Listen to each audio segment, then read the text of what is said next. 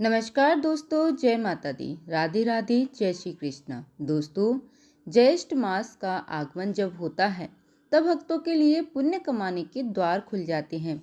इस मास में भगवान श्री विष्णु का सहस्त्र नाम का पाठ, उनकी कथा का श्रवण और उनके नाम पर दान करने से अनंत और शिव फल की प्राप्ति होती है।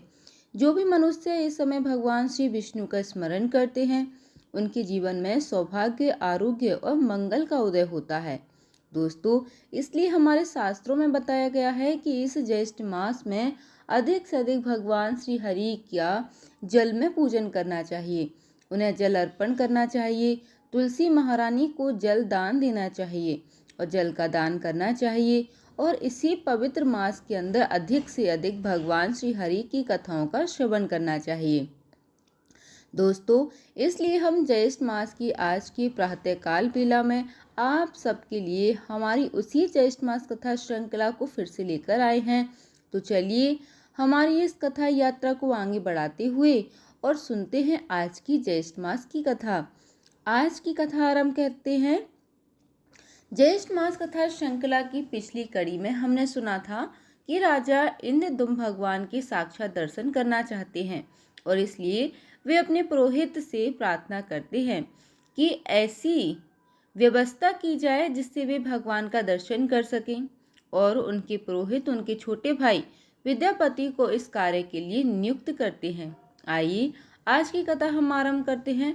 अपने पुरोहित की बात सुनकर राजा अत्यंत प्रसन्न हो गए और फिर उन्होंने अपने अंतपुर में प्रवेश किया।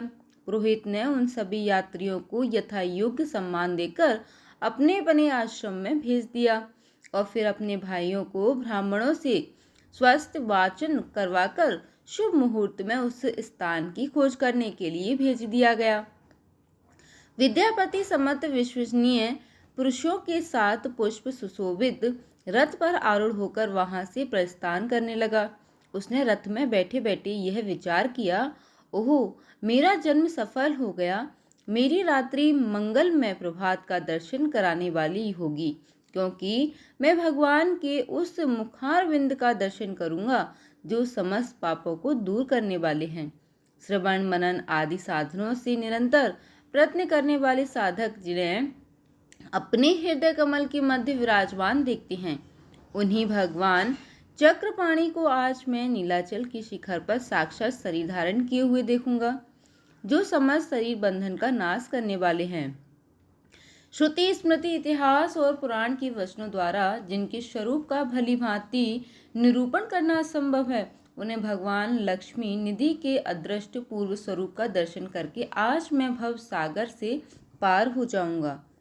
जिनके नाम संकीर्तन मात्र से उनका स्मरण करने वाले मनुष्य के उनके पापों का संहार हो जाता है, उन्हीं अप्रमेय भगवान जगन्नाथ की नीलगिरी निवासी स्वरूप का आज मैं प्रत्यक्ष दर्शन करने जा रहा हूँ, जिनके रोम रोम में असंख्य ब्रह्मांडों की मालाएं हैं, जिनके सहस्रों मस्तक, चरण और नेत्र हैं, जिनके निश्वास वायु से संपूर्ण वेदों की राशि प्रकट हुई है और जो सभी प्रपंचों के स्वामी हैं, उन प्राण पुरुष भगवान विष्णु की मैं शरण लेता हूँ। मेरा कैसा भाग्य है कि इन्हीं चर्म चक्षुओं से मैं जगत की आदि कारण भगवान नारायण का दर्शन कर पाऊंगा। इसी विचार में पड़े हुए प्रसन्नचित्त ब्राह्मण को रथ में वेग से लांघे हुए विशाल मार्ग का कुछ पता ही नहीं चला। मार्ग में मिले हुए अनेक वन, पर्वत, दुर्गम स्थानों को देखते हुए वे सूर्यास्त तक के समय महान नदी के तट पर जा पहुंचे। उन्होंने रथ से उतरकर विधि पूर्वक नित्य कर्म किया, साय संध्या करके भगवान मधुसूदन का ध्यान किया। तत्पश्चात रथ पर बैठे ही रात्रि बिताई। प्रातःकाल होते ही शीघ्र ही महान नदी को पार किया। वे प्रातःकालीन कृत्य समाप्त करके रथ पर आरूढ़ होकर भगवान गोविंद का चिंतन करने लगे और आगे प्रस्थान किया। भगवान के निकट जाने वाले मार्ग को देखते हुए वे एक काम्र वन में पहुंचे। उसके बाल कल्पवट से विभूषित गगनचुंबी नीलाचल का शिखर देखा, जो दर्शकों के पापों का नाश करने वाला है। साक्षात शरीरधारी भगवान विष्णु के उस अद्भुत निवास स्थान को देखते हैं वे विद्यापति नीलाचल की उपत्यक्ता यानी कि उनकी तराई को जानकर पहुंच गए। अब वे भगवान के दर्शन के लिए अत्यंत उत्कंठित होते जा रहे हैं, लेकिन आगे बढ़ने का कोई मार्ग नहीं मिल रहा। ऐसे समय में भूमि पर कुर्सा बिछाकर मौन भाव से वे लेट गए और भगवत दर्शन की सिद्धि के लिए भगवान के शरणागत हो गए। तब पर्वत के पश्चिम भगवत भक्त के विषय में बातचीत करने वाले लोगों की अलौकिक वाणी सुनाई दी। फिर वे प्रसन्न होकर उसी शब्द का अनुसरण करते हुए आगे बढ़ने लगे। कुछ देर जाने पर विख्यात शबर दीपक नामक आश्रम दिखाई दिया। वहां उन्होंने वैष्णव भक्तों का दर्शन किया, उन्हें प्रणाम करके हाथ जोड़कर खड़े हो गए। तब विश्वासु नामक एक शबर भगवान विष्णु का पूजन समाप्त करके पूजा के प्रसाद से सुशोभित होकर उसी पर्वत के बीच से वहां पर आ गए। उसे देखकर ब्राह्मण को बड़ा हर्ष हुआ और वे सोचने लगे, यह श्रेष्ठ वैष्णव है, इनसे मुझे भगवान विष्णु के संबंध में दुर्लभ समाचार अवश्य ही प्राप्त होगा। इस प्रकार विचार करते हुए ब्राह्मण से आए हुए उस शबर से कहा, हे ब्राह्मण, आप कहाँ से हैं? इस वन में पधारे हैं। इस वन का मार्ग तो बड़ा दुस्तर है। आप भूख और प्यास से बहुत थक गए होंगे। यहाँ सुखपूर्वक बैठिए और दीर्घ काल तक विश्राम कीजिए। ऐसा कहते हुए विश्वावसु ने ब्राह्मण के लिए पाक आसन और अर्पदान किया और फिर विनय युक्त वाणी से पूछा, हे विप्रवर, आप फलहार करेंगे या फिर तैयार की कोई रसोई जैसी आपकी इच्छा है वैसा ही भोजन मैं प्रस्तुत करूंगा। हे भगवान, आज मेरा अहोभाग्य है, यह जीवन सफल हो गया क्योंकि आप साक्षात दूसरे विष्णु की भांति मेरे घर पधारे हैं। इस प्रकार पूछने पर श्रेष्ठ ब्राह्मण विद्यापति ने कहा, हे वैष्णव, श्रेष्ठ फल अथवा तैयार हुई रसोई में मेरा कोई प्रयोजन नहीं है। मैं बहुत दूर से जिस उद्देश्य को लेकर आया हूँ उसे सफल कीजिए। मैं अवंतीपुरी के निवासी महाराज इंद्रदुम्न का पुरोहित हूँ और भगवान विष्णु के दर्शन की इच्छा से यहाँ आया हूँ। राजा ने मुझे यहाँ निवास करने वाले नीलमाधव भगवान श्री हरि का दर्शन करने के लिए भेजा है। उनका दर्शन करके मैं जब तक राजा के पास इसका समाचार न पहुंचा दूंगा तब तक राजा निराहार रहेंगे। इसलिए आप मुझे भगवान विष्णु का दर्शन तुरंत करवाइए। ब्राह्मण की बात सुनकर शबर ने अविनाशी भगवान विष्णु का ध्यान करते हुए कहा, हे विप्रवर, हमने पहले से ही यह समाचार सुन रखा है कि इस तीर्थ में राजा इंद्रदुम्न निवास करेंगे। चलिए पर्वत के ऊपर की भूमि पर चलिए। ऐसा कहकर शबर ब्राह्मण को ऐसी मार्ग में गहन वन में ले गए।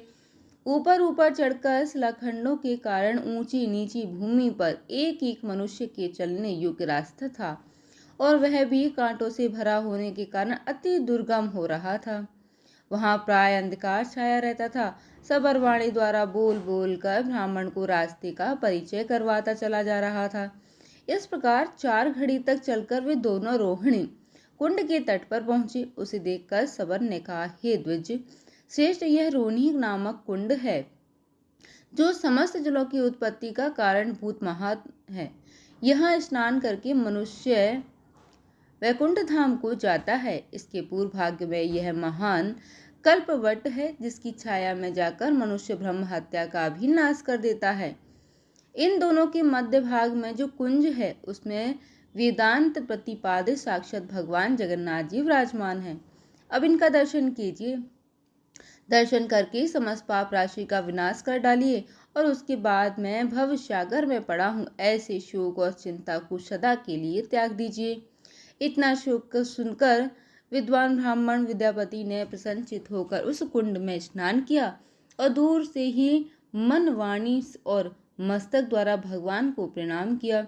हर्षपूर्वक गदगद वाणी से वह उनकी स्तुति करते हुए कहने लगे, हे प्रभु, आपकी प्रकृति और पुरुष से सर्वथा अतीत पुरुषोत्तम है, सर्वव्यापी और परात्पर।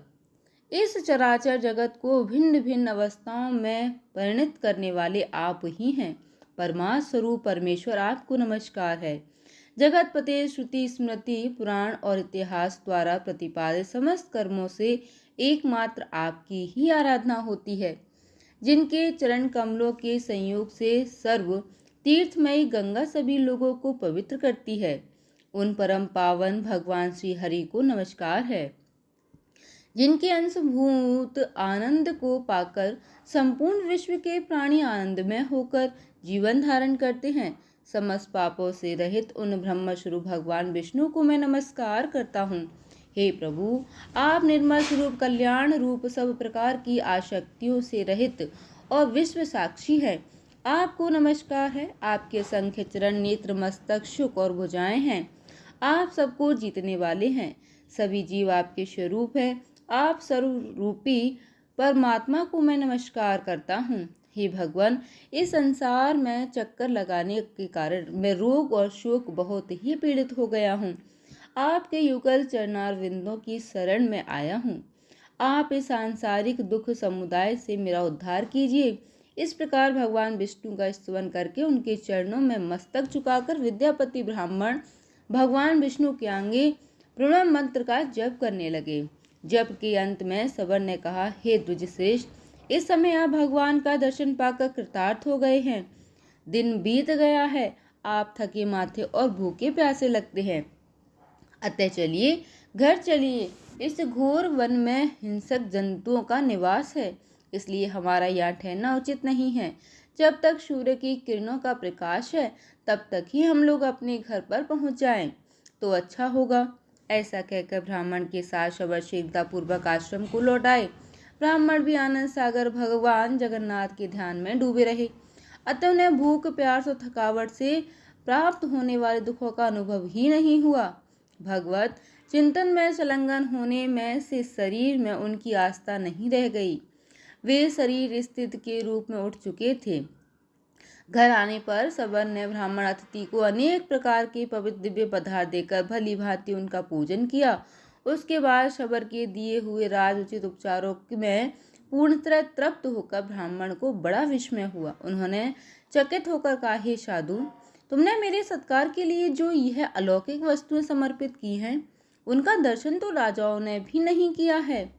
फिर तुम्हारे घर में ऐसी दिव्य वस्तुओं का संग्रह आश्चर्य की बात है। यह सुनकर सबर ने कहा, हे द्विजश्रेष्ठ, इंद्र आदि देवता प्रतिदिन दिव्य उपचार लेकर जगन्नाथ जी की पूजा करने के लिए यहाँ पर आते हैं। पूजा करके भक्ति पूर्वक स्तुति और नमस्कार करते हैं। फिर गीत, वाद और नृत्य द्वारा भगवान को संतुष्ट करके अपने अपने स्थान में चले जाते हैं। यह सभी दिव्य पदार्थ जगन्नाथ जी की ही प्रसादी है, जो मैंने आपको अर्पित की है। भगवान के इस प्रकार प्रसाद को खाकर हम लोगों के रोग और बुढ़ापे का नाश हो गया है, जिसके सेवन से मनुष्य मोक्ष का भागी होता है। उस प्रसाद का यदि ऐसा प्रभाव हो तो यह कोई आश्चर्य की बात नहीं है। भगवान, प्रसाद का यह दुर्लभ प्रभाव सुनकर ब्राह्मण के शरीर में रोमांच हुआ। आनंद के आंसुओं में से उनकी आंखें बंद हो गईं। उन्होंने अपने को कृतार्थ मानते हुए कहा, यह सबर कुल में उत्पन्न मनुष्य प्रतिदिन अविनाशी परमात्मा का दर्शन करता है और उनके प्रसाद रूप दिव्य भोग का उपभोग करता है। इस पृथ्वी पर चराचर जगत में इसके समान भाग्यवान दूसरा कौन हो सकता है। इसके साथ मैत्री करके मैं भी इस वन में निवास करूंगा। इस प्रकार दीर्घ काल तक विचार करके भगवान श्री विष्णु में मन लगाए रहने वाले उस ब्राह्मण ने शबर से कहा, यदि मुझ पर तुम्हारा अनुग्रह हो तो मैं तुम्हारे साथ मित्रता करूंगा। यह मेरे मन का महान निश्चय है। बड़े भाग्य से तुम्हारे साथ समागम हुआ है। अब तुम्हारे प्रसाद में से इस दुस्तर भवसागर को पार करना चाहता हूँ। वैष्णव के साथ मित्रता होना दुखमय संसार से पार करने वाला है। इसी को इस असार संसार सागर से सार वस्तु बताकर साधु पुरुष इसकी सराहना करते हैं। तुम जैसे मित्र के सहवास से कमल के समान नेत्रों वाली भगवान विष्णु का पुनः प्रत्यक्ष दर्शन होगा। हे सखी, मेरे लौट जाने पर राजा इंद्रदुम्न भगवान की आराधना करने के लिए यहीं पर आकर निवास करेंगे। उनकी इच्छा है यहाँ एक विशाल मंदिर बनवाया जाए जो भगवान को प्रिय हो। जगन्नाथ जी की पूजा के लिए सहस्त्र उपचारों का प्रबंध करूंगा। यह उनकी महाप्रतिज्ञा है। यह सुनकर सबर ने कहा, हे सखी, यह भी पुरातन काल में वैसी ही बात प्रसिद्ध है जैसी कि आपने इंद्रदुम्न के आगमन के संबंध में कही थी। केवल इतनी ही नहीं, बात होगी कि राजा यहाँ नील माधव का दर्शन नहीं कर सकेंगे। भगवान ने यमराज से एक प्रतिज्ञा की है, उसके अनुसार वे शीघ्र ही स्वर्ण में बालुका में छुपकर अदृश्य हो जाएंगे। आपने महान सौभाग्य के फलस्वरूप भगवान का प्रत्यक्ष दर्शन कर लिया है। राजा इंद्रदुम्न के आने पर निश्चय ही भगवान आंखों से ओझल हो जाएंगे, लेकिन यह बात आपको राजा के आगे नहीं कहनी है। राजा जब यहाँ पर आकर भगवान को नहीं देखेंगे, अन्न जल त्याग कर मरने को तैयार हो जाएंगे, उस समय स्वप्न में उन्हें भगवान गदाधर का दर्शन होगा और उन्हीं के आदेश से वे भगवान का काष्ठ में 4 मूर्तियों को ब्रह्मा जी के द्वारा स्थापित करवाकर भक्ति पूर्वक उनकी पूजा करेंगे। इस प्रकार परस्पर पुण्यमय बातों की चर्चा करते हुए ब्राह्मण और वह शबर दोनों सुंदर स्थान के पल्लव बिछी हुई सैया पर सो गए और तत्पश्चात एक नई यात्रा आरंभ होने वाली थी। और वह क्या थी, उसका श्रवण हम करेंगे आने वाली अगली कथा में, हमारी इस ज्येष्ठ मास कथा श्रृंखला की अगली कड़ी में। अगर आपको यह कथा सुनना अच्छा लग रहा हो तो प्लीज़ दोस्तों वीडियो को लाइक ज़रूर कर दीजिएगा और हमारे साथ जुड़े रहने के लिए चैनल को सब्सक्राइब कर लीजिएगा। जय माता दी दोस्तों, धन्यवाद।